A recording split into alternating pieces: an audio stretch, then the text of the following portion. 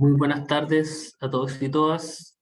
Bienvenidos a este webinar que va a presentar el proyecto de norma de la norma técnica de conexión y operación para pequeña y media generación en media tensión. Agradecerle a todos y todas también su interés en este webinar. Hoy tendremos una presentación que va a abordar las principales materias que fueron modificadas en dicha norma. Y previo a ello, vamos a darle un espacio a don Marco Mancilla, que va a ser la secretaria ejecutiva de la Comisión Nacional de Energía, que va a dar la introducción a este webinar. Marco, por favor. Muchas gracias, Félix. Buenas tardes a todas y todos. Un agrado para mí estar con ustedes acá. Cuando veo la pantalla me recuerda a mis clases telemáticas cuando estábamos en plena pandemia. Puras cajitas negras. El que habla nomás es el que está prendido. Pero bueno, ya estamos ya acostumbrados, me parece, a esto. Además, hay hartas personas acá, por lo que veo. Mucha asistencia.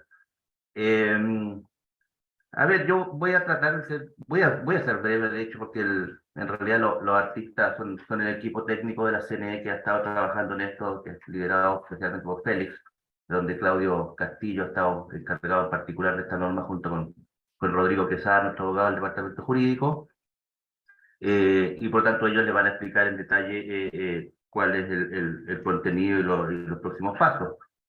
Em, Quiero recordar nomás yo que esta norma técnica de conexión y operación de PMGD en instalaciones de media tensión, que ese es su nombre oficial, más conocida como la norma técnica PMGD, eh, se enmarca en el trabajo al cual está mandatada esta comisión por el artículo 72.19 de la Ley General del Servicio Eléctrico. Y probablemente todos ustedes saben, nos mandata a analizar permanentemente los requerimientos normativos para el correcto funcionamiento del sector eléctrico. Y en virtud de eso, la comisión elabora anualmente un plan normativo que incluye tanto nuevas normativas, nuevas temáticas que no hayan sido abordadas, como modificaciones de las que estén vigentes. Y en este caso, la norma técnica PMGD es una modificación de la norma vigente que ya data del año 2019, ¿no es cierto? Y uno se puede preguntar si han pasado solo, ni siquiera 4 años en realidad, desde que la norma se dictó. ¿Por qué revisitarla? ¿Por qué volver sobre ella? Y claro, lo que ocurre es que han ocurrido cosas, pues el mundo está muy dinámico en todos los ámbitos y en particular en el mundo de los PMGD. De partida, la norma vigente, lo saben muy bien ustedes, ¿no es cierto?, se basó en el reglamento, en el decreto 244, que reglamento que posteriormente fue derogado y reemplazado por el DS88, que es el reglamento de pequeño y media generación. Entonces ya hay un tema regulatorio que amerita adaptar la normativa técnica a las nuevas disposiciones reglamentarias, que si bien en la esencia no se modificó mayormente, pero sí en lo procedimental, en los procesos involucrados en el mundo de los PMG, de los pequeños y media generación, hubo modificaciones en la reglamentación y por lo tanto ahí hay una necesidad de adaptarlo. Pero no solo eso, en términos reales y físicos, hemos tenido una explosión, por decirlo de alguna forma, de pequeña y media generación, ¿no es cierto?, en los últimos años. Eh, por aquí tengo las cifras, 1.400 megas instalados en el 2019, perdón, el 2021, 1.900 megas a fines del año pasado. Y ahora que estamos en mayo, ya llevamos 2.200 megas instalados. Es decir, esto está creciendo a ritmo vertiginoso y va a seguir creciendo, porque como saben muy bien, antes del límite de la fecha que establecía como plazo máximo para acogerse al desestabilizado histórico, esta comisión tuvo que tramitar cientos de declaraciones en construcción de pequeña y media generación, exitosamente por lo demás, a mi juicio, y todos esos proyectos están en este momento en el pipeline, es decir, están siguiendo su curso, están declarados en construcción, y por lo tanto se materializarán en la medida que las condiciones de mercado, de financiamiento, etcétera, y ambientales lo vayan así permitiendo. Entonces, esto va a seguir todavía creciendo aún más. em, y esta gran cantidad de proyectos de los últimos años ha mostrado que hay ciertas materias controversiales. Ha habido una serie de controversias, ¿no es cierto?, entre los desarrolladores, con las distribuidoras, por ejemplo, y otra serie de materias que han terminado, algunas incluso en la superintendencia, otras que hemos resuelto nosotros.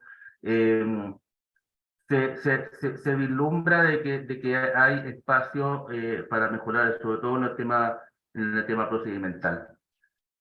Eh, ahora bien, siempre hay un trade-off en términos regulatorios entre estabilidad, ¿no es cierto?, porque da certezas, y adaptabilidad.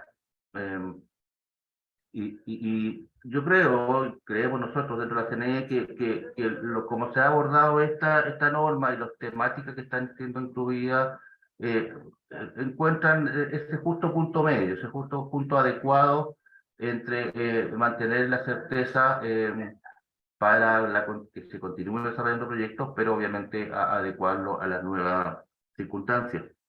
Y como todos los procesos normativos, y esto está obligado por ley, o sea, está mandatado por ley, este ha sido también un proceso participativo, ¿no es cierto? Varios de ustedes probablemente incluso participaron en el comité consultivo especial que tuvo que constituir para esta norma.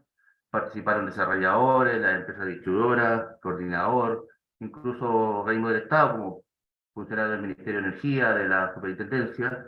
Por lo tanto, hay una masa crítica técnica relevante detrás del producto que estamos mostrando ahora. Em, lo- los contenidos los van a ver en detalle con el equipo, ¿no es cierto? Yo acá tengo un listado de lo que lleva esta modificación normativa, a los ajustes, los elementos que hay que incorporar en la plataforma de información pública de la CNE, las precisiones para desarrollar los estudios técnicos, tratamiento de los proyectos PMGD con sistemas de almacenamiento, que es obviamente algo nuevo también, eh, cuestiones asociadas a los plazos consignados para la obra de ampliación y sus costos, el proceso de formulación de reclamos por controversia y los procesos de auditoría que tiene que llevar a cabo la superintendencia. Así es que hay bastante contenido. Estamos actualmente, como lo saben bien, en la etapa de consulta pública, eh, pero ya hemos adquirido como costumbre dentro de la CNE, de esta misma etapa, hacer este tipo de difusión de webinars para que toda la industria y los stakeholders estén al tanto de primera fuente de qué es lo que trata la norma, sin perjuicio que el texto está disponible, responder preguntas al final de la sesión y así, por lo tanto, propender a que el trabajo técnico que nosotros hacemos como organismo regulador sea lo mejor posible, que es lo que también yo personalmente me he encargado de fomentar acá dentro de la CNE. Así es que terminada la etapa de consulta pública, que tiene sus plazos, vendrán las observaciones, ¿no es cierto? Y tal como dice el reglamento, la CNE tiene que responder todas esas observaciones y recoger aquellas que estime conveniente para tener la versión final de la norma.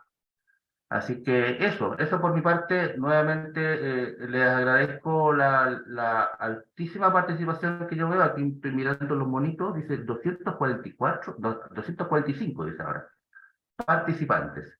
Así que eso ya me produce una tremenda satisfacción a mí en lo personal y yo creo que el equipo también, porque significa que aquí hay un altísimo interés en la temática y que por lo demás es de altísimo interés para el país también. O sea, esto está haciendo una contribución relevante en el desarrollo del sector energético eléctrico en particular.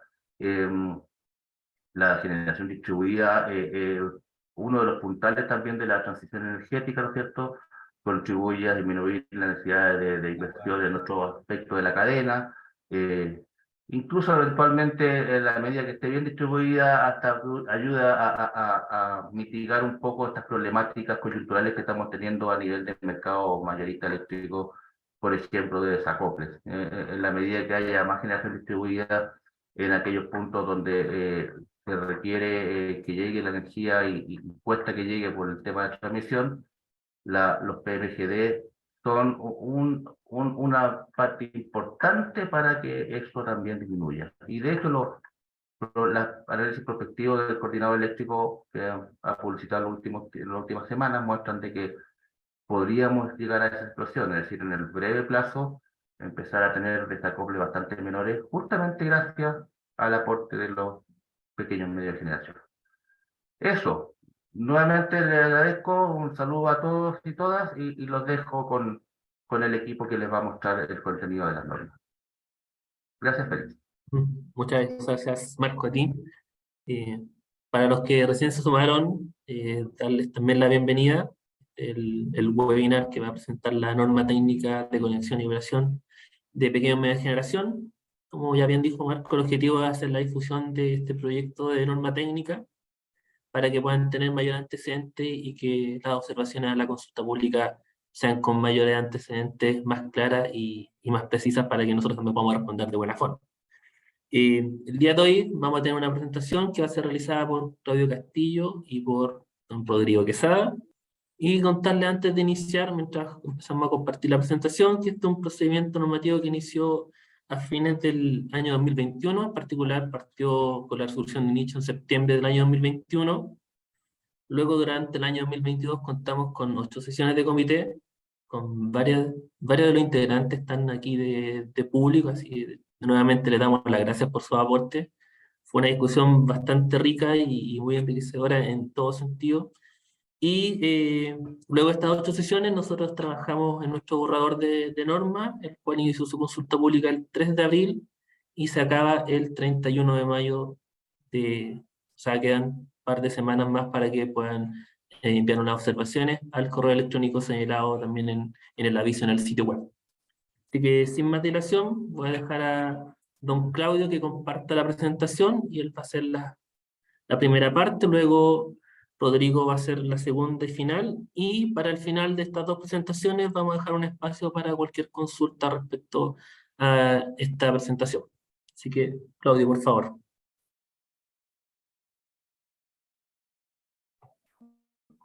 Perfecto. Gracias, Félix, por la presentación. Bien, digamos, reitero mi saludo a todos los presentes a este webinar, donde vamos a trabajar la modificación de la norma técnica, conexión y operación de PMGD. Ya vi varias caras conocidas de las que estuvimos trabajando el año pasado, con personas que desinteresadamente participaron en la elaboración de un instrumento normativo que tiene por objeto ordenar, establecer ciertos procedimientos para el desarrollo de un mercado súper importante para el sector, digamos. La generación distribuida y en general la generación contribuye evidentemente a tener alguna matriz más limpia, contribuye a tener mayor generación para abastecer la demanda que todos los clientes en este país necesitan. Así que sin más preámbulos voy a hacer una presentación. La primera parte vamos a hablar de algunos temas y la última parte va a tomar la palabra Rodrigo Quesada.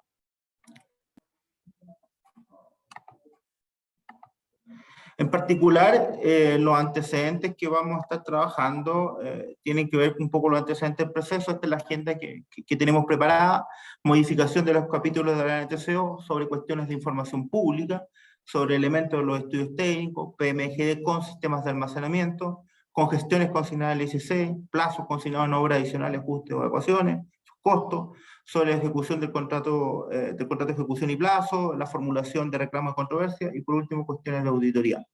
En general la norma la trabajamos sobre la base de una que ya existía, digamos. Ya sabemos que existe la norma vigente que se pasó, tal como lo comentaron anteriormente, en el decreto 244, y luego hubo una modificación en el reglamento 244 que dio origen al 88. Bueno, y además tenemos un montón de otros elementos que se combinaron para tener una modificación normativa que tome tanto las cuestiones establecidas en el reglamento como aquellas cuestiones que nosotros llamamos aplicación en terreno.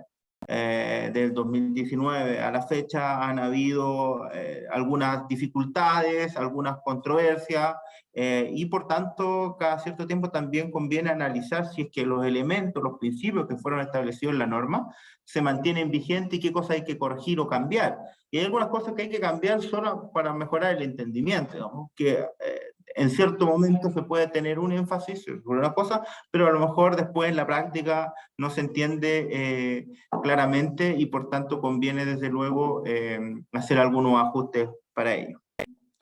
Partimos con esto está incluido en el Plan Anual 2021, tuvimos una serie de reuniones con los agentes incumbentes, reuniones desde luego para conocer y recoger la mirada de esos agentes incumbentes en esta materia.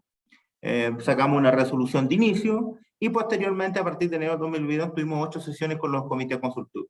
En este momento, a partir de abril del año 2023, sacamos a consulta pública la versión de esta modificación normativa que tiene varios ajustes. Sabemos que al mirarla se parece un poco a la que tenía anteriormente, pero hay algunos ordenamientos también que no tienen que ver con cuestiones de fondo, sino también tienen que ver con cuestiones de formas que se han ido ajustando, y esperamos las observaciones de todos los incumbentes el 31 de mayo, digamos, o hasta el 31 de mayo, posteriormente para proceder a analizarlas, hacer los ajustes que se requieran, observar, desde luego entendemos que sí van a llegar observaciones, porque digamos, los procesos son así, generalmente tienden a plasmarse una idea, tienden a plasmarse unos principios y a veces no quedan del todo claros, por lo tanto es esperable que hayan observaciones en general.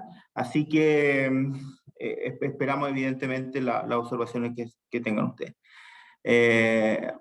Agradecer nuevamente, yo creo que no está de más retirarlo, pero aquí están individualizados y me imagino que muchas de las personas, vi varios que estaban acá, las personas que conformaron el comité, gente de las autoridades sectoriales, como el ministerio, la superintendencia, desarrolladores, distribuidoras, el coordinador, expertos. Así que desde ya reitero mi agradecimiento y en nombre de la comisión, digamos, por este trabajo desinteresado.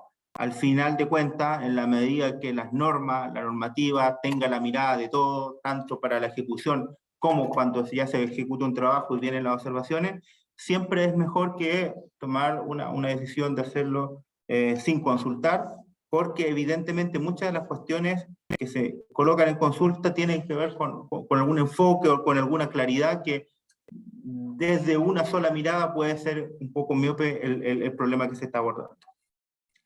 ¿Cómo está el sector de PMGD? Esto es importante también, digamos, ¿dónde estamos parados?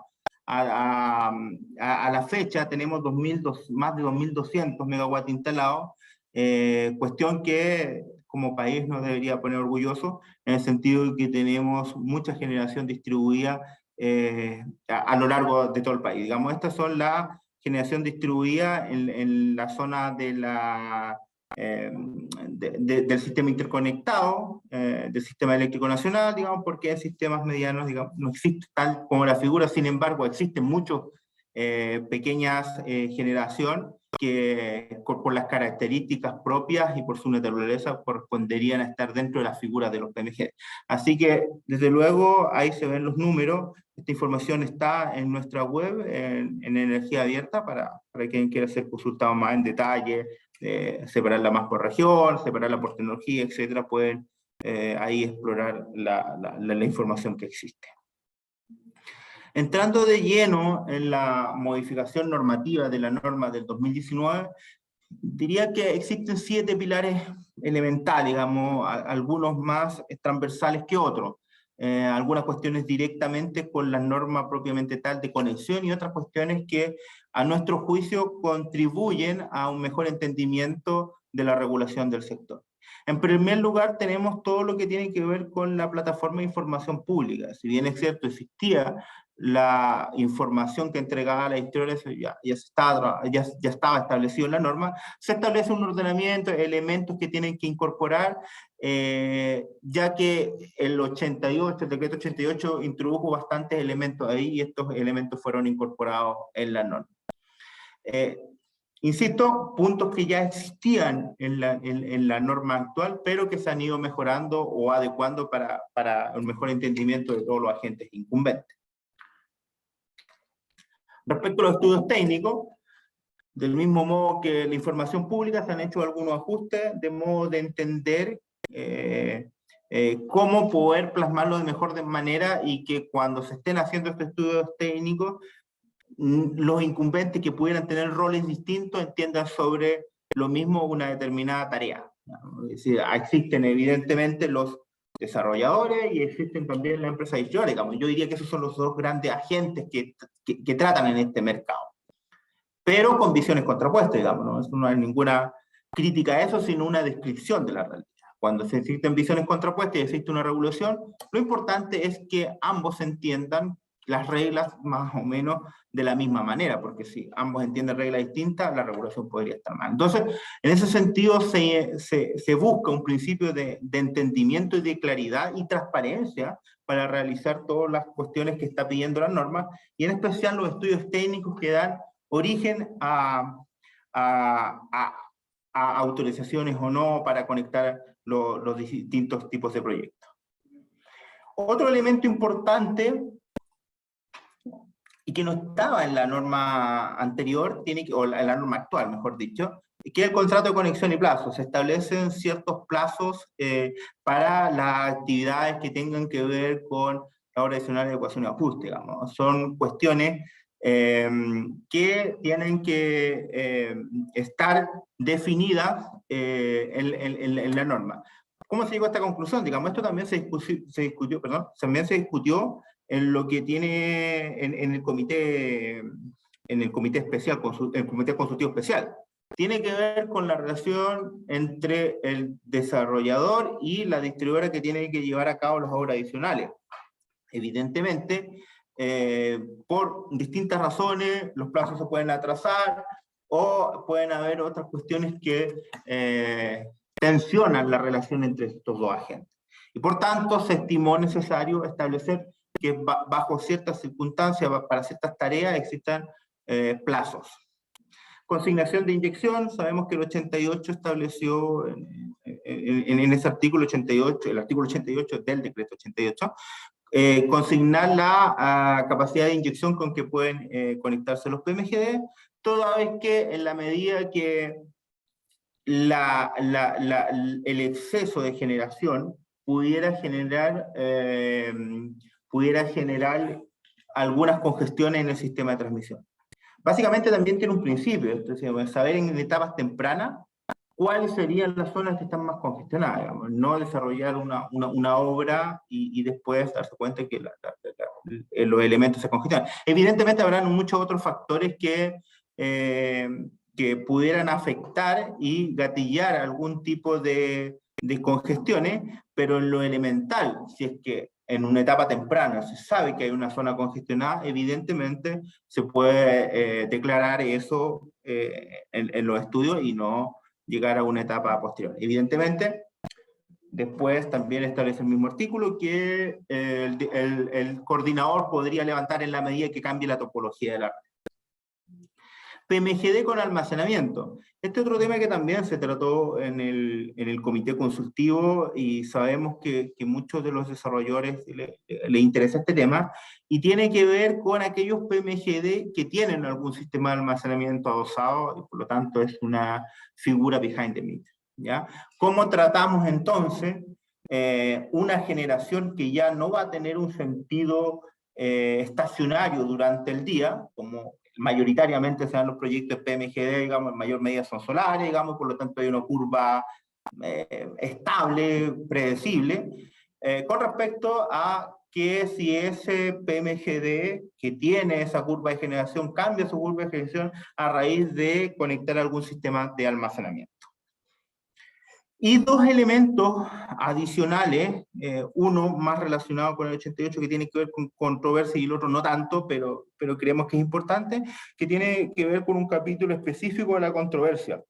En los artículos 120 en adelante, que no mal recuerdo, del 88 establece todo un procedimiento de controversia. Sin embargo, también se discutió que habían algunas cosas, particularmente la SEC, en el sentido de que ellos son los que tienen que trabajar sobre estos elementos, cuestiones que de repente son necesarias procedimentarlas para evitar interpretaciones distintas de cómo es el proceso. Aquí no se cambia la lógica de la controversia propiamente tal, se trata de ordenar, y esto por eso también lo estamos sometiendo a consulta pública, se trata de ordenar cómo es el procedimiento de modo tal que todos los incumbentes tengan una misma visión de cómo sería el proceso cuando se somete a controversia. Y por último, las cuestiones asociadas a la auditoría. Sabemos que la SEC puede establecer auditorías cuando quiera verificar alguna cuestión, digamos, eso es parte de la potestad de la SEC.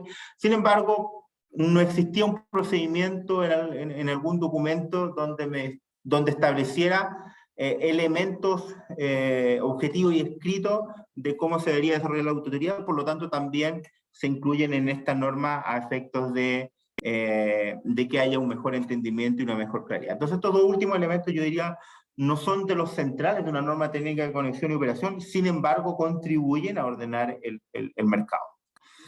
Respecto a la información pública, en el capítulo 2, aquí nosotros vamos a mostrar en términos de bullet, no todo el articulado, pero el capítulo 2 trata de las obligaciones que deben cumplir para publicitar la información pública, digamos.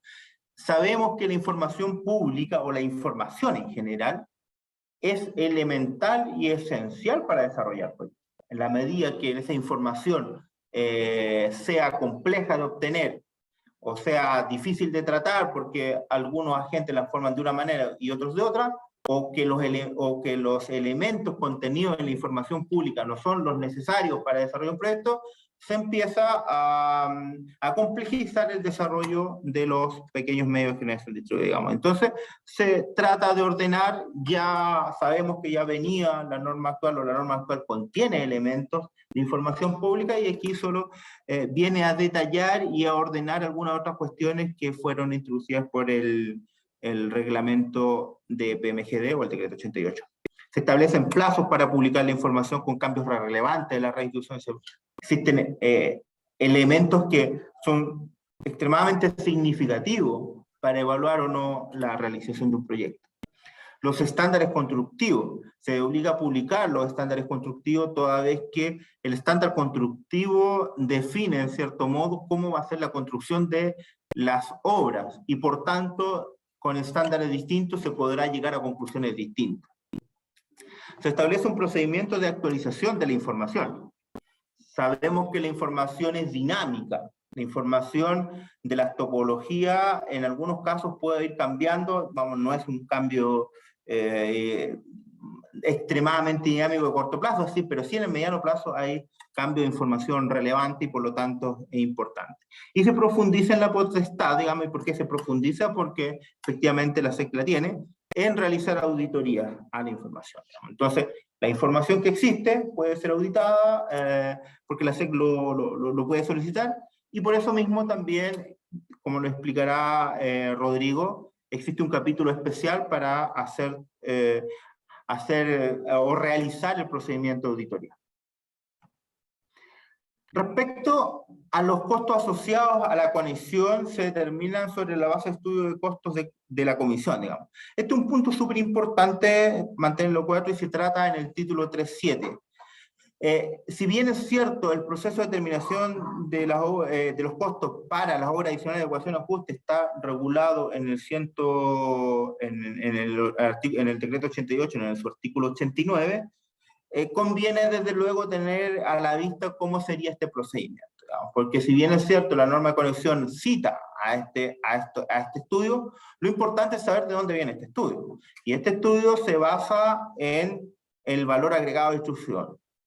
¿Y por qué se basa en el valor agregado de distribución? Porque básicamente la distribuidora, las redes que tiene diseñadas, las redes reales también que tiene, tienen elementos o se remunera a partir de ciertos costos que fueron tratados en el BAD. Vale decir, una red que si bien es eficiente, existen costos o existen costos unitarios que definieron cuánto valía esa red, costos eficientes. Y por otra parte, sabemos que la misma red tiene que soportar la inyección de estos medios de generación, por lo tanto, parece del todo lógico que la misma red con que se sustenta ciertas tarifas también sustenten las obras adicionales de estos elementos.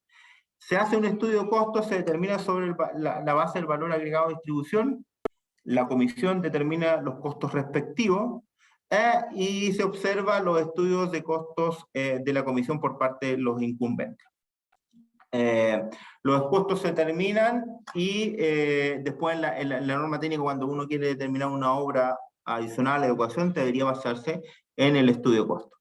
Es conocido por todos, me imagino que todos ya saben que se está trabajando, ya se está en etapas finales del decreto BAD, del periodo 2020-2024, y ese decreto sostiene en cierta manera una determinada, los estudios técnicos que da origen a ese decreto, se sostienen en determinados cálculos de costo.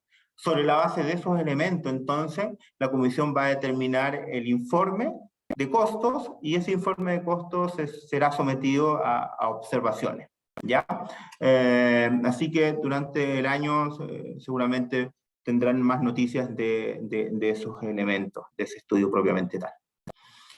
Los estudios técnicos incorporan ajustes a incluir nuevas exigencias y escenarios, digamos. Se trabaja en particular en los artículos 337 y 325-26, las cuestiones que deben contener los estudios técnicos en cuanto a los contenidos míos del informe, ya que la idea es tener más o menos los mismos elementos entre un estudio y otro. Cuando se realiza un informe, puede que contengan todos los elementos, pero en algunos casos pueden ser difusos, cuáles son aquellos elementos que se necesitan. Entonces, la idea es tratar de que el criterio para cada uno de los agentes que hacen estudios más o menos sea similar, y por tanto uno pueda tener, o los desarrolladores puedan tener, independientemente de quién desarrolló el estudio, los elementos necesarios para discriminar en algunos casos o tomar las decisiones que ellos estimen pertinentes. Se determinan, se ajustan los criterios y se definen escenarios del estudio de conexión. Establecía el reglamento que se deben considerar un escenario base y otras cuestiones estaba ya regulado en el transitorio. Y por lo tanto se determina un escenario base con una variación y dos adicional que puede ser propuesto por el interesado de la distribuidora, digamos. Básicamente los estudios se sustentan en ciertos supuestos. Y esos supuestos, la idea es que sean los más reales posible o lo que sean lo más predecible posible.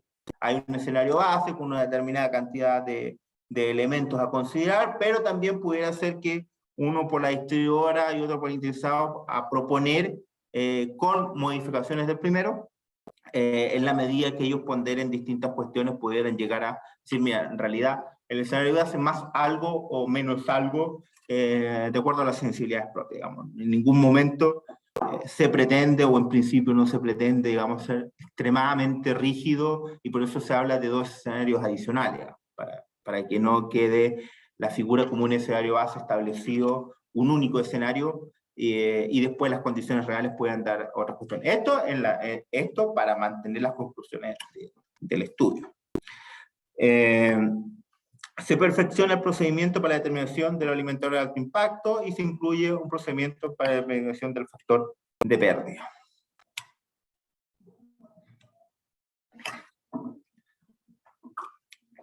Otro elemento importante a tener en cuenta, que se trata en el artículo 332 y 38, tiene que ver con que la capacidad de máxima inyección que evite una posible congestión de transmisión debe quedar consignada en el ISC.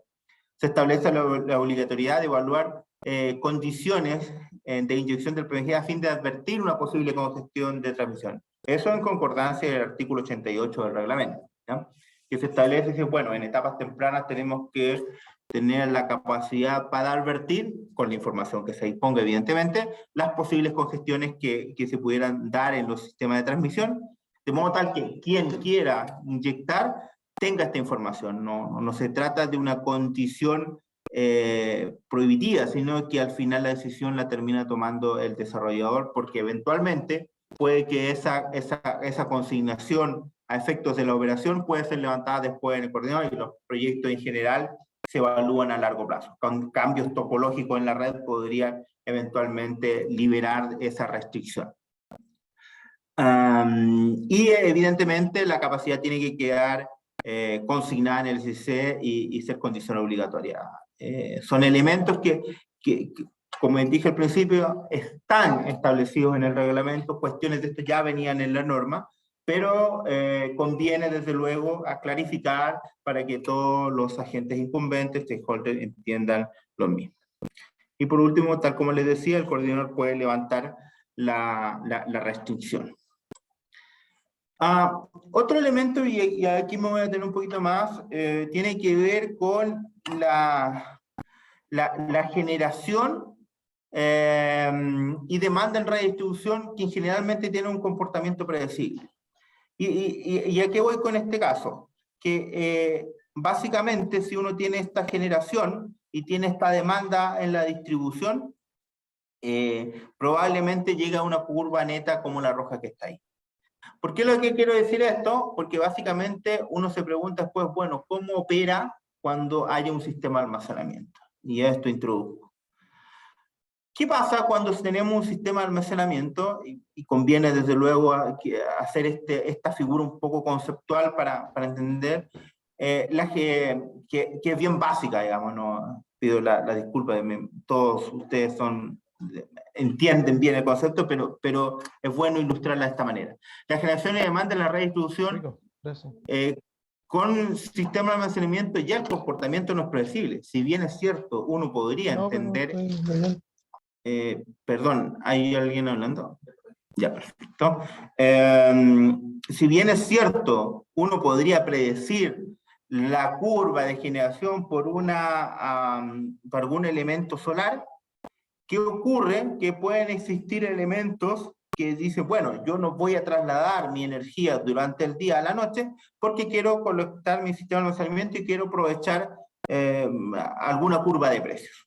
Entonces la misma demanda se verá de esa forma, digamos, ya no sería la otra curva que teníamos en la figura anterior, sino que tiene algunos comportamientos. Evidentemente esta curva la tomamos de un alimentador típico, ¿ya? Los alimentadores van a depender evidentemente de si tienen naturaleza residencial, industrial, etc. Y podrían tener curvas distintas. Pero más allá de eso, lo que quiero decir es que, bueno, en la medida que aparezca almacenamiento, ese almacenamiento ya no va a ser predecible, ya no vamos a tener curva día o curva noche, ya no vamos a tener hora de puesta de sol y horas de sol, porque evidentemente el almacenamiento podrá generar cuando por razones económicas conviene generar. Y bueno, ¿qué ocurre si aparece acá? Digamos, porque al final esto es decisión del desarrollador o del operador de este sistema de PMGD con almacenamiento, en qué momento genera. Entonces, aquí se presenta la disyuntiva o la pregunta que conviene responder. Bueno, ¿cómo yo calculo o cómo yo determino cuál es la capacidad de inyección o la curva de inyección y, por tanto, si concluye o no o confluye o no en horas adicionales o ajustes? Evidentemente, en aquellos casos donde esté más estresado el sistema, probablemente vaya a necesitar horas adicionales. Pero si está más estresado el sistema durante la hora azul y trasladaste la energía hacia la noche a través de un sistema de almacenamiento, probablemente a lo mejor te cambien ese patrón y por tanto la curva agregada cambia y a lo mejor no es necesario, o podría concluir que no es necesario hacer horas adicionales. Evidentemente, al momento en que se mueva la energía, también podría estar haciendo un seguimiento de precios. Esto se trató en la norma, y en particular en el artículo 3.3 y 3.29, que tiene que ver con cómo tratamos la curva de almacenamiento, ¿ya? o digamos los PMGD con almacenamiento y por lo tanto una curva agregada. La solicitud debe contener, o esto en principio lo que se estableció en la norma, evidentemente norma que está sometida a observaciones para el comentario de usted, pero en principio es lo siguiente, digamos. La solicitud debe contener la curva de producción de la planta y del sistema de almacenamiento. ¿En qué momento se va a generar? El interesado podrá señalar en la SCR la curva de producción, digamos, básicamente, digamos, en qué momento él estaría generando. Los estudios podrían determinar en función de esta curva agregada de producción, digamos, tener la generación solar y además la generación producto del sistema de almacenamiento. El sistema de almacenamiento, insisto, que está en la misma conexión que está el PMGD, digamos, el PMGD abastece, en este caso, los casos tratados en la norma, el PMGD abastece al sistema de almacenamiento. Es un traslado de energía, en cierto sentido. La curva de producción deben quedar consignadas en el ISC, el artículo 329 trata eso. Los costos del sistema de protección deben cumplir con la consigna señalada y quedar establecido en el ISC, y la superintendencia podrá verificar las condiciones establecidas ahí. Extraigo un extracto del artículo del 329, donde se refiere en particular en aquellos casos en que estos sistemas pueden restringir su horario de inyección para minorar el impacto de la radiación, deberán señalar explícitamente en la SCR. Sabemos que el sistema de almacenamiento propiamente tal, o el productor, tiene un derecho a inyectar producto del autodespacho. Y ese autodespacho, de cierto modo, cuando el desarrollador solicita o se restringe, evidentemente, no habría una vulneración de ese derecho, toda vez que él estaría modulando su autodespacho de modo tal de comprometerse para hacer determinadas inyecciones.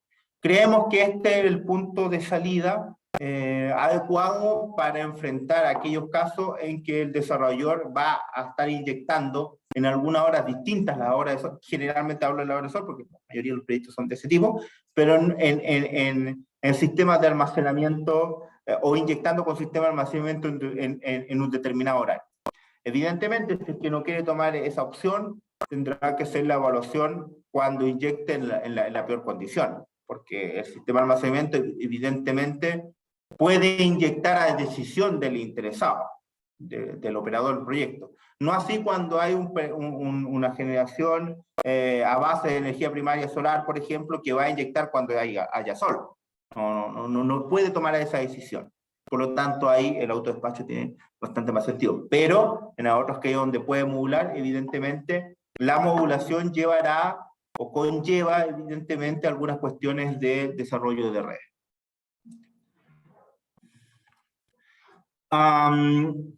Otros elementos que se han agregado en la norma tienen que ver con los contenidos mínimos que contiene el contrato de ejecución de obras, adecuaciones o ajustes, tales como etapas, compromisos, entre otros. Eso lo establecemos en el artículo 338.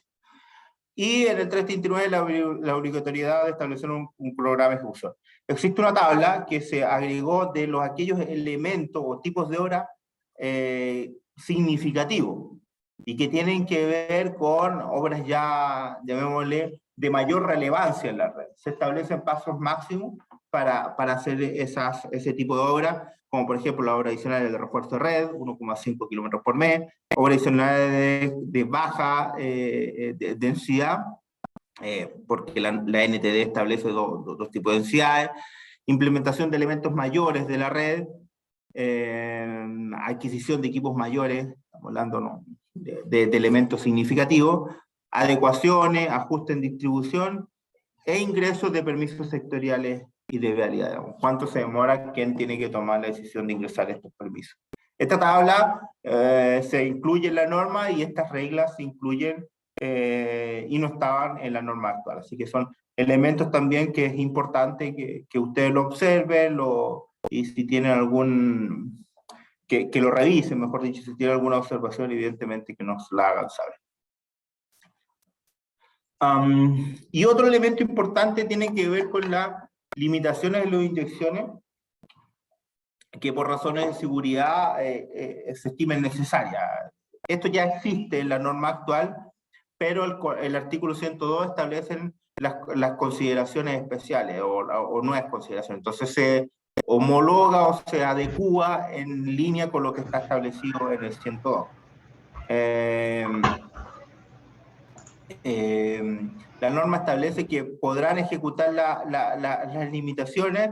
Se debe considerar la capacidad instalada, pero en función de la consigna establecida en el ICC respectivo. Evidentemente van a haber algunos proyectos a lo mejor tienen una determinada capacidad instalada, pero están limitados por la restricción que comentamos anteriormente en función del artículo 88 y para todos los efectos operativos esa capacidad está disminuida. Y bien, ahora, digamos, eso sería una parte de la presentación y ahora les dejo con Rodrigo que les comentará las otras cuestiones. Rodrigo.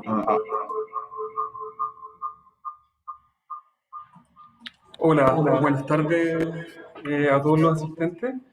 Yo soy Rodrigo Quesada, abogado del Departamento Jurídico de la Comisión. Bueno, les reitero los agradecimientos por su asistencia hoy día a este webinar.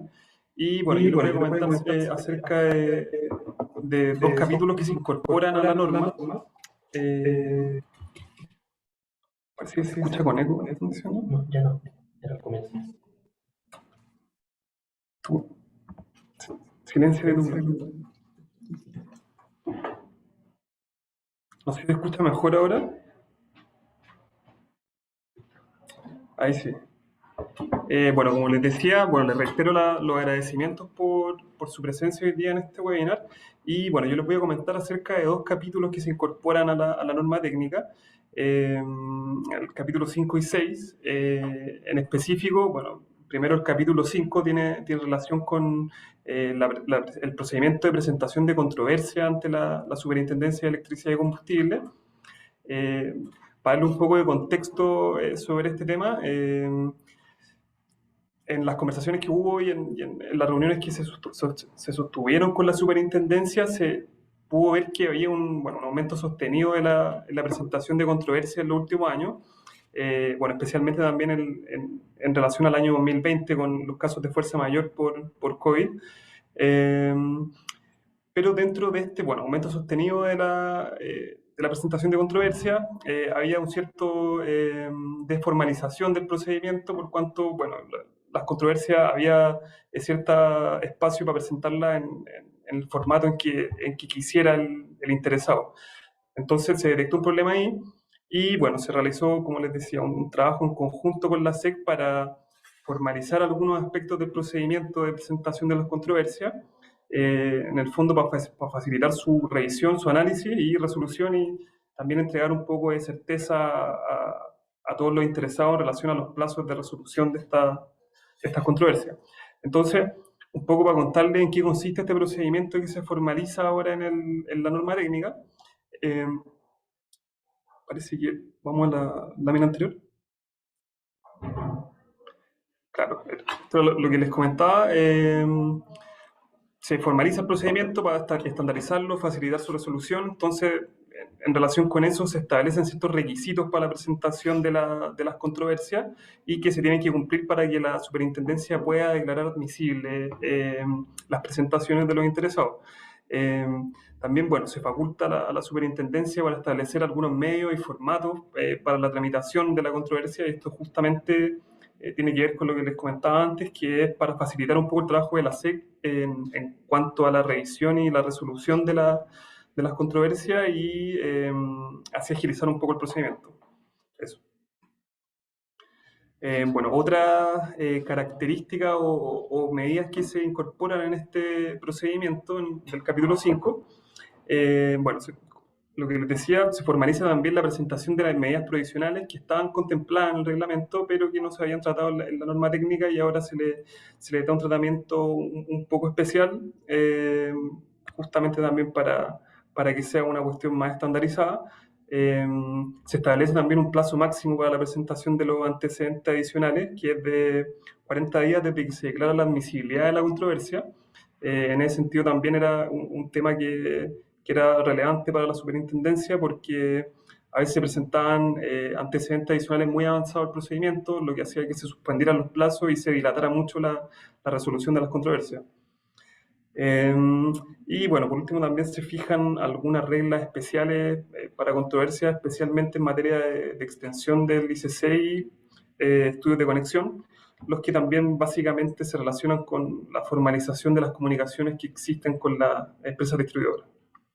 Eso un poco en cuanto al capítulo 5 relacionado con la formalización de la presentación de las controversias. Bueno, también se incorpora también como una novedad, que era lo que les comentaba Claudio al inicio de esta presentación, que un capítulo destinado a las auditorías que puede realizar la SEC.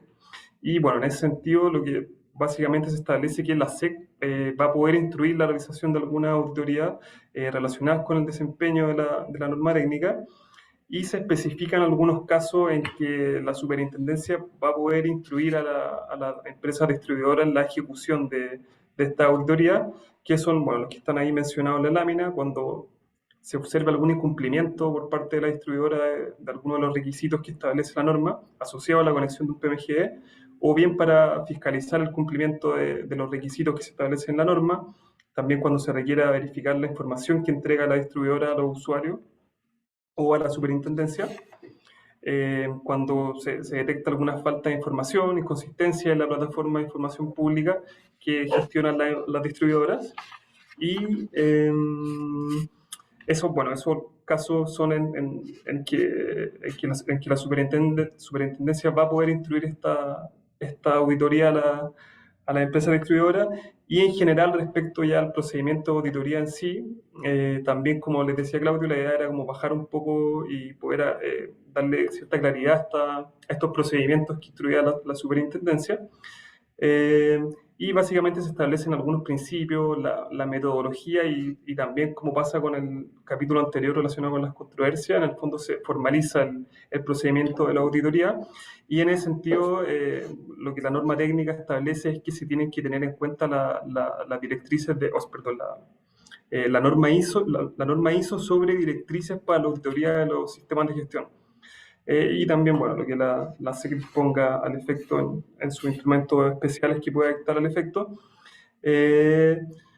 Y básicamente algunas cuestiones complementarias, que es como que estas auditorías tienen que ser realizadas por profesionales que van a tener que acreditar obviamente su competencia ante la superintendencia, y el resto de los detalles de la auditoría va a ser especialmente arreglado por la superintendencia en algún instrumento que ellos destinen a ese efecto. Eso a grandes rasgos con estos capítulos 5 o 6 que se incorporan en la norma técnica. Perfecto. De esta forma damos por concluida la presentación tanto de Claudio y Rodrigo, y vamos a dejar el espacio.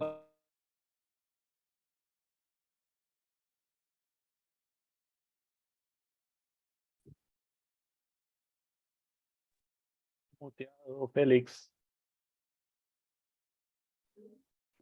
Se mutearon los dos. No se escucha.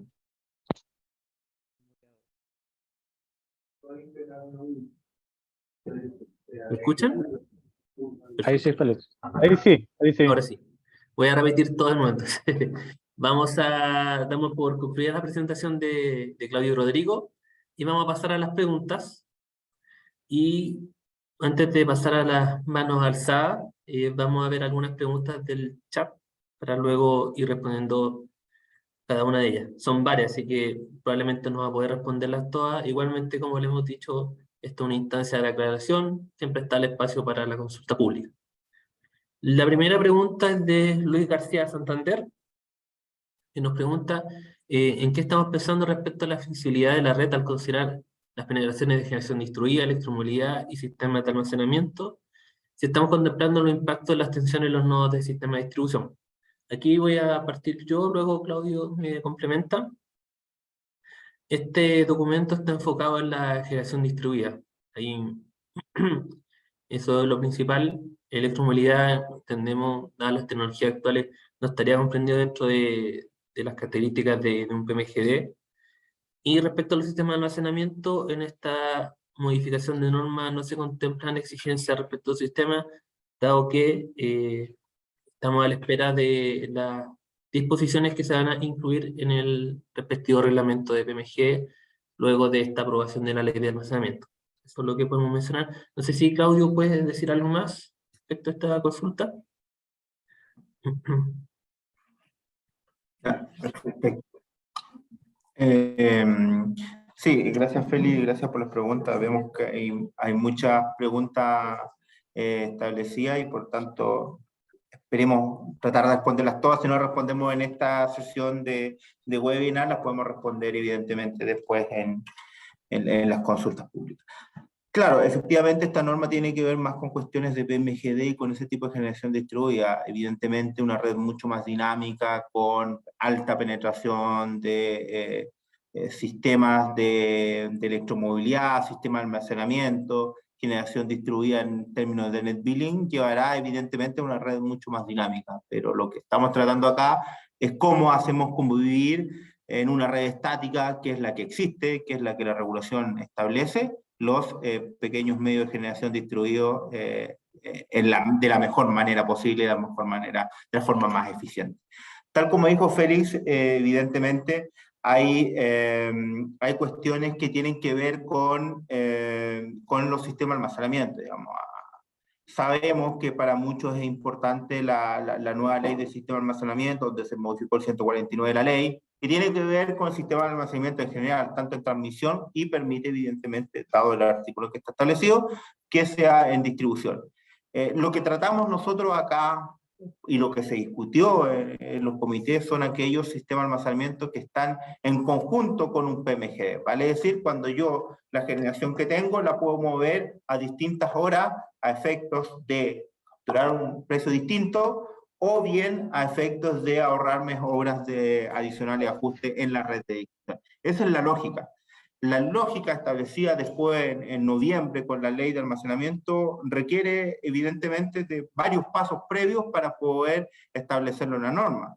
Y dentro de ello es cómo cruza el sistema de almacenamiento transversalmente al decreto 88. Si nosotros hacemos una lectura del decreto 88, tiene que ver con la lógica, las obras adicionales, se refiere a las inyecciones de los PMG.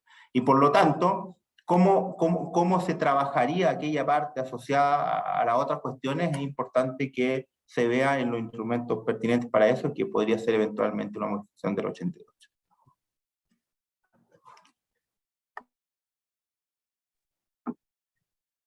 Gracias, Claudio. Podríamos ir alternando. Si es que alguien tiene una consulta, vamos a revisar que haya levantado la mano, si no vamos por las preguntas escritas. Otra consulta nos hacen respecto a si existen limitaciones a las capacidades de los sistemas de almacenamiento que están junto con los PMX vigentes. Dado que está la limitación de 9 megas para la generación, si es que existe alguna restricción a los sistemas de almacenamiento. Esta es una pregunta de Ignacio Reyes. Claudio, si quieres, por favor.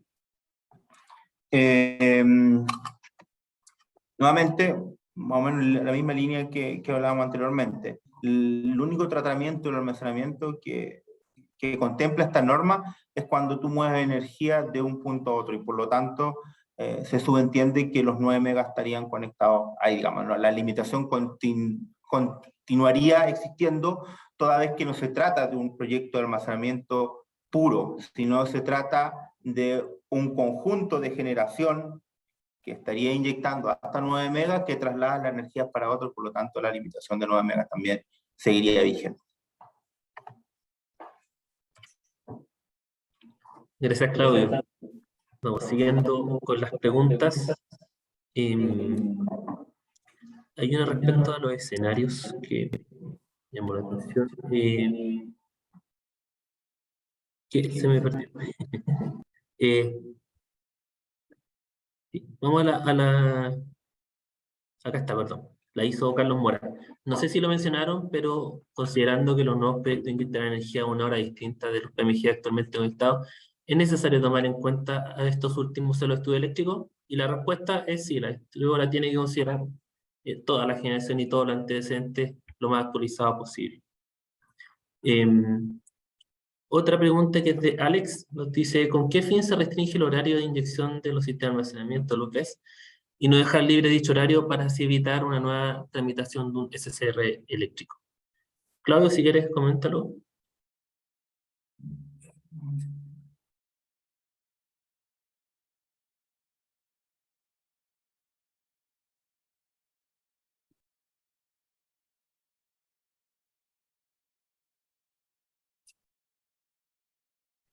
No se escucha. Perdón. ¿Aló? Mi disculpa. Hola Andrés, ¿cómo estás?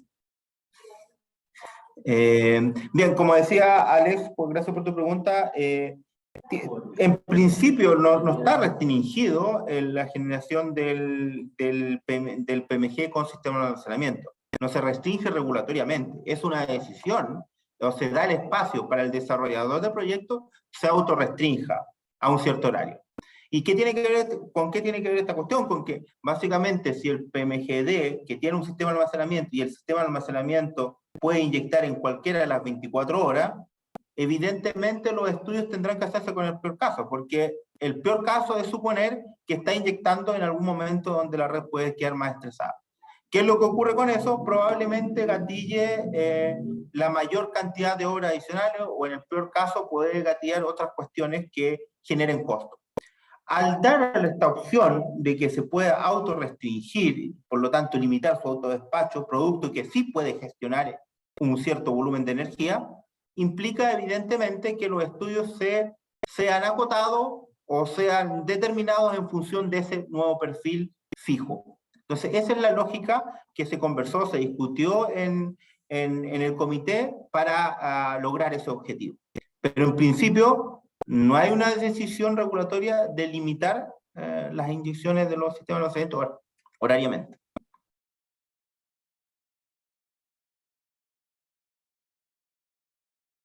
Gracias, Claudio.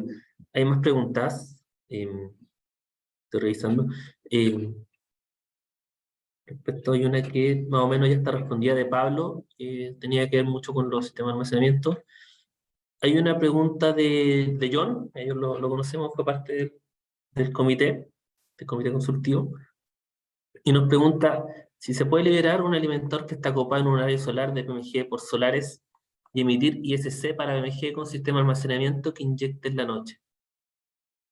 Entendemos que, si es que entiendo bien, el ISC ya están definidos y se liberarían solamente para el espacio disponible o con la lógica que explicaba Claudio, si en cierto horario está disponible para el sistema de almacenamiento. No sé si tú entiendes de la misma forma, Claudio, la pregunta, o me complementas. Intentaré responder esa pregunta que nace John. John, ¿cómo estás? Sí, yo creo que vuelve al mismo escenario que estábamos comentando recientemente. Claro, existe un PMGD que tiene un determinado generación y probablemente gatilló una determinada hora y lo que ahora quiere decir, bueno, en realidad lo voy a traspasar toda esa energía a la noche. Es lo mismo que estábamos conversando recientemente de las modificaciones. Básicamente, entonces tu nuevo perfil será llevarlo a la noche. Hemos establecido algunos artículos donde se establecen las modificaciones, que tienen que ver si es que las condiciones iniciales establecidas se cambian o no. Pero si 9 megas, para hacerlo en sencillo, si 9 megas del día se trasladaron a la noche y requiere horas adicionales, evidentemente tendrás que hacer todos los refuerzos que sean necesarios. Y por lo tanto, por eso es que se requiere para los proyectos que quieren modificar y llevar su volumen a la noche, se hace necesario establecer los estudios, porque ese escenario no se simuló, no se determinó inicialmente. Puede que llevarlo a la noche a lo mejor no gatille horas, dado que ya existían algunas que reforzaste para el bloque de día, pero no es llegar y llevarlo porque tiene que hacerse los estudios, tantos de capacidad como de cortocircuito u otras cuestiones que el patrón de demanda con que se definió el estudio original cambia evidentemente la noche. Pero en principio, digamos, no está impedido, no hay ninguna regulación que me impida hacer ese movimiento, porque para todos los efectos de la red, es una inyección, porque estamos hablando nuevamente de PMGD que conectan un sistema de almacenamiento behind the meter, para todos los efectos es una inyección que tenía una curva determinada y esa curva se trasladó a otra hora determinada, por lo tanto no habrían mayores efectos en términos de red. Gracias, Claudio. Hay muchas consultas. Voy a englobar un par. Respecto a los costos de conexión de los PMG, ese no está dentro de esta norma técnica, ni en el borrador. Eso es parte de un proceso tarifario, como mencionó Claudio, que está regulado a través del reglamento 88. Así que toda la disposición y todos los criterios están tanto en ese informe que va a estar en el futuro publicado y de acuerdo a lo que menciona el reglamento. Y también referirme a hacer unas preguntas del próximo reglamento. Eso es parte del trabajo reglamentario que lo lleva el ministerio, y por lo tanto no nos podemos referir mientras no se haya iniciado, y es parte de las posiciones de ellos. Vamos a tomar 3 preguntas más para terminar a las 5:15. De igual forma, vamos a revisarlas todas y también tienen el espacio de la consulta pública, como les mencionamos. Informe costo, estoy revisando. Ya, respecto, aquí hay una pregunta de Sergio Díaz, que nos dice, ¿cuál es el plazo de las distribuidoras para incorporar los nuevos SCR, hacer los estudios con almacenamiento, una vez publicada la norma? Bueno, aquí también le voy a dar el pase a Claudio, pero en resumen, lo vimos en la presentación, los nuevos plazos que estaban regulados, y los otros ya están dentro de lo que está en la norma vigente. ¿Sí, Claudio, si quieres mencionar algo más? ¿No? Perfecto. Bueno, le agradecemos a ustedes también por la asistencia y muchos agradecimientos por la presentación.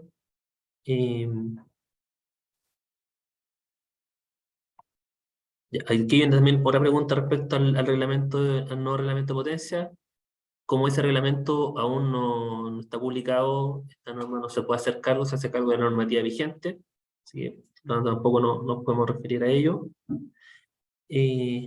Preguntas de Misael, están asociadas también con almacenamiento. Dice, en cuanto a las restricciones de red que limitarían la inyección de algún PMG, que se solucionaría por alguna hora decretada por un plan de expansión, ¿por qué en la NT no se contempla que esto quede consignado en el SC? Esa es la primera pregunta.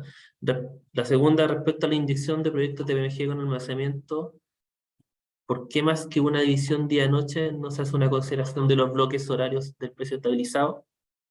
Se parece un poco, esa ya la hemos respondido en cierta forma. Y la tercera, no vi que contempla algún transitorio para los proyectos que se están desarrollando con BES. ¿Qué se puede tomar en consideración a lo que se incorpora en NT? Bueno, en ese punto nosotros no presentamos nada respecto a los transitorios, lo pueden ver en el documento. Y creo que la primera pregunta es la que es un poco más novedosa respecto a las que ya hemos hecho de las divisiones de los sistemas de almacenamiento. Sí.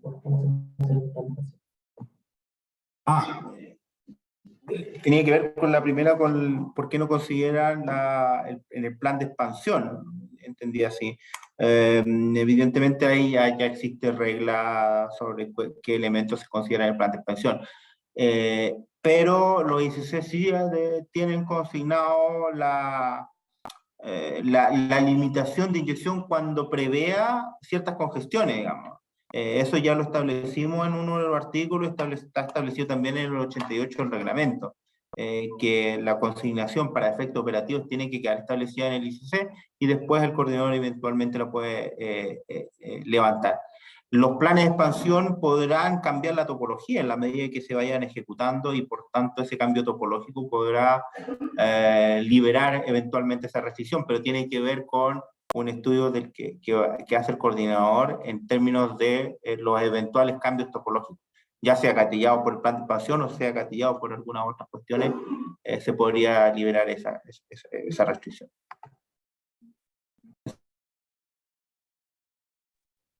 Gracias.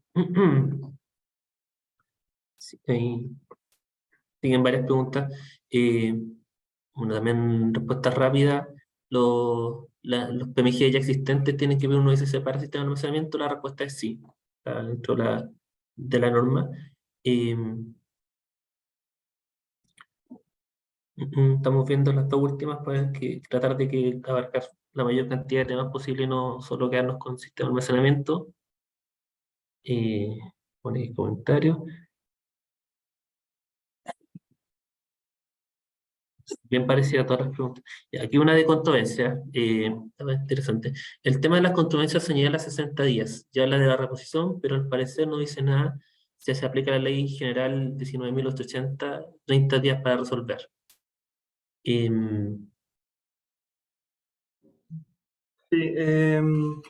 la verdad no me quedó tan claro cuál es la pregunta, pero sí, sí en relación al plazo de presentación o de resolución de la reposición, claro, y es lo que dice la ley 19.880 y los 30 días. Sí, esa era la duda de Alberto.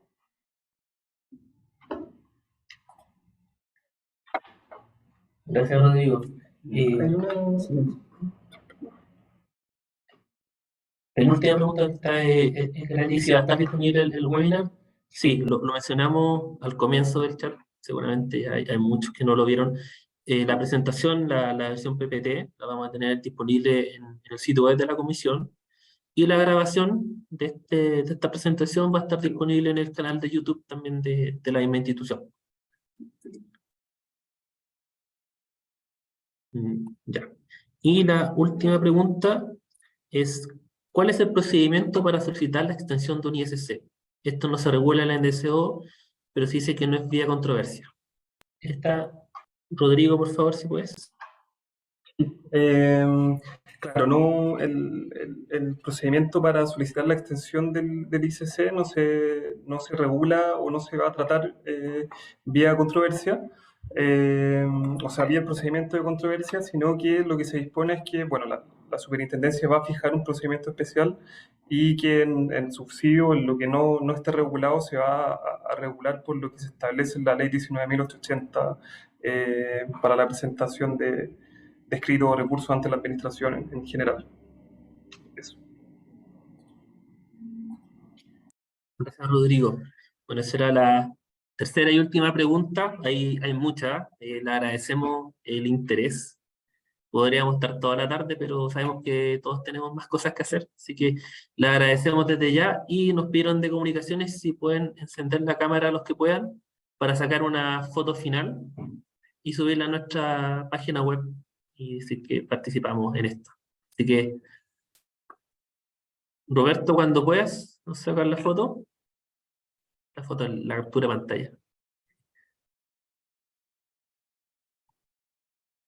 Vamos a... Perfecto. Bueno, ya. Ya me avisan que ya capturaron la foto.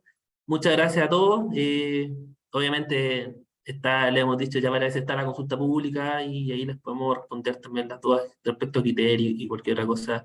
Y nuevamente agradecer la asistencia. Así que muchas gracias y nos veremos en una próxima instancia, con otra norma o quizás con la publicación final de esta. Así que estén muy bien. Nos vemos. Muchas gracias, se pasaron. Chao, estén bien. chao, que estén bien. Muchas gracias, que estén bien. Chao, que estén bien. Chao, gracias. Gracias, Félix. Muchas Chao, gracias. gracias. Chao todos. Gracias. Muchas